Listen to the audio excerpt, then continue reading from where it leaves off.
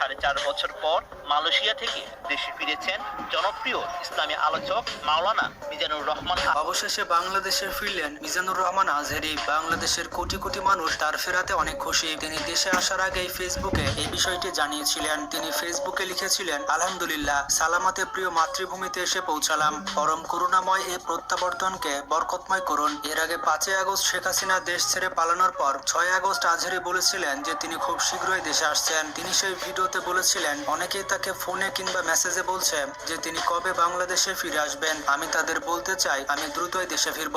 মিজানুর রহমান আজহারী বাংলাদেশে আসার পর এখন বাংলাদেশের চিত্র পাল্টে যাবে। খুব শীঘ্রই মিজানুর রহমান আজহারী আবার ওয়াজ মাহফিল শুরু করবেন। হাজার হাজার যুবক আবারও পথ ফিরে পাবে। আপনারা যারা যারা আজহারীকে পছন্দ করেন তারা ভিডিওটিতে লাইক দিয়ে দিন। বন্ধুরা, যেমনটা জানেন, অনেকে সোশ্যাল মিডিয়াতে দাবি তুলছে মিজানুর রহমান আজহারীকে পরবর্তী প্রধানমন্ত্রী হিসেবে চাই। তবে সত্যি কি আজহারী হচ্ছে বাংলাদেশের পরবর্তী প্রধানমন্ত্রী? বাংলাদেশের মানুষ এখন এমন একজনকে প্রধানমন্ত্রী হিসেবে দেখতে চায় যে কিনা হবে সৎ ব্যক্তি এবং দেশকে নিয়ে ভাববে। আর বাংলাদেশের মানুষের মধ্যে অত্যন্ত জনপ্রিয় একটি মুখ হচ্ছে ডক্টর মিজানুর রহমান আজহারী। সাহস থাকলে আসে না কেন বাংলাদেশে? তো সাহস থাকলে বাংলাদেশে আসুক। জীবনের কোনো না কোনো সময়ে এর প্রায়শ্চিত্ত আপনাকে করতে হবে। জীবনের কোনো না কোনো সময় এর প্রায়শ্চিত্ত করে আপনাকে মরতে হবে। মিজানুর রহমান আজহারী কি সত্যি বাংলাদেশের প্রধানমন্ত্রী হওয়ার যোগ্য? আপনারা আজহারী সম্পর্কে কতটুকু জানেন? চলুন আজকের এই ভিডিওতে জেনে নিই মিজানুর রহমান আজহারী সম্পর্কে। আর আপনারা কমেন্টে জানিয়ে দিন আজহারীকে প্রধানমন্ত্রী হিসেবে দেখতে চান কিনা। শুধুমাত্র 2019 সালে মিজানুর রহমান আজহারী 15,000 ওয়াজ মাহফিলের দাওয়াত পেয়েছিলেন। যেখানে একজন বক্তা 5 থেকে 10টি ওয়াজ মাহফিলের দাওয়াত পায় না, সেখানে আজহারী 15,000 ওয়াজ মাহফিলের দাওয়াত পেয়েছেন, এবং সেটিও 1 বছরে। এই একটি কথার মাধ্যমে আপনি বুঝতে পেরেছেন আজহারী বাংলাদেশে কতটা জনপ্রিয়। তিনি বাংলাদেশে এতটাই পপুলার যে তার এক একটি ওয়াজ মাহফিলের জন্য রীতিমতো লম্বা শিডিউল মেনটেন করতে হতো। আজহারী যেমন বাংলাতে সুভাষী, ঠিক তেমনি ইংরেজি ও আরবিতে দক্ষ। এলাকার মেম্বার চেয়ারম্যান হতে চায়, চেয়ারম্যান এমপি হতে চায়, এমপি মন্ত্রী হতে চায়, মন্ত্রী কি হতে চায়? প্রধানমন্ত্রী হতে চায়। তো যাই হোক, তার সম্পূর্ণ নাম হচ্ছে ডক্টর মিজানুর রহমান। তবে তিনি মিশরের আল আজহার বিশ্ববিদ্যালয় থেকে পড়াশোনা করার কারণে তার নামের সাথে আজহারী যুক্ত করা হয়েছে। তবে বেশিরভাগ মানুষই তাকে মিজানুর বলে ডাকে। তিনি জন্মগ্রহণ করেছিলেন 1990 সালে। তো সেই হিসেবে তার বর্তমান বয়স হচ্ছে 34 বছর। তবে তাকে দেখে মনে হয় না তার বয়স এত কম। আল্লাহ তাআলা ততক্ষণ পর্যন্ত কোন জাতির ভাগ্যের চাকার পরিবর্তন করে না যতক্ষণ পর্যন্ত ওই জাতি নিজে নিজের ভাগ্যের চাকার পরিবর্তন করতে না চায়। তো যাই হোক, তার পেশা হচ্ছে তিনি একজন ইসলামিক বক্তা।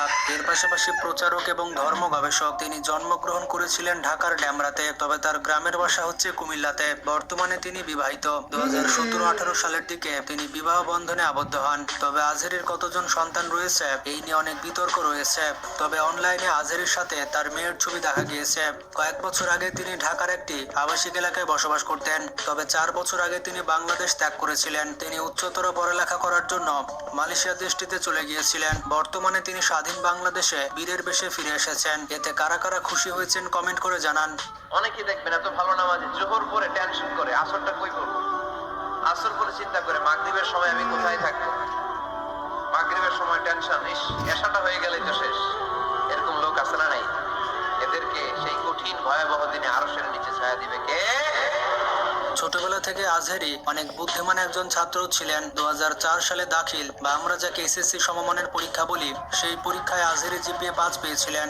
এরপর 2006 সালে কামিল বা যাকে এইচএসসি পরীক্ষা বলা হয়, সেই পরীক্ষায় আজহারী গোল্ডেন পায়। এই পরীক্ষায় গোল্ডেন জিপিএ 5 পেয়ে আজহারী মাদ্রাসা শিক্ষা বোর্ডে ট্যালেন্টে জায়গা করে নেয়। 2007 সালে ইসলামী ফাউন্ডেশন কর্তৃক মিশর সরকার শিক্ষাবৃত্তি পরীক্ষায় হাজার হাজার কওমি এবং মাদ্রাসা ছাত্রদের মধ্যে প্রথম স্থান অর্জন করে মিজানুর রহমান আজহারী। এই পরীক্ষায় প্রথম স্থান অর্জন করার কারণে তিনি মিশরের আজহার বিশ্ববিদ্যালয়ে পড়াশোনার সুযোগ পান। তখন থেকে তিনি এই বিশ্ববিদ্যালয়ে পড়াশোনা করতেন।